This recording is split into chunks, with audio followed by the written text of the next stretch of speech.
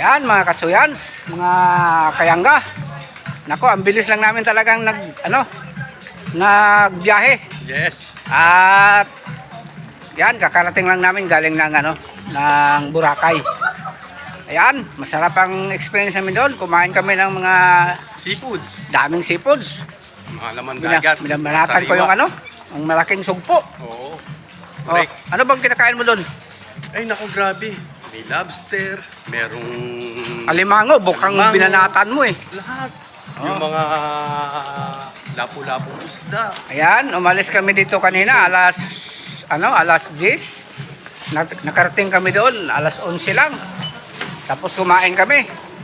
At namasyal kami doon sa tabi ng dagat. Yan, balikan lang kasing kinuha namin ticket kaya ayan, ang biyahe din namin pupunta dito alauna. Ngayon alas 3 pala.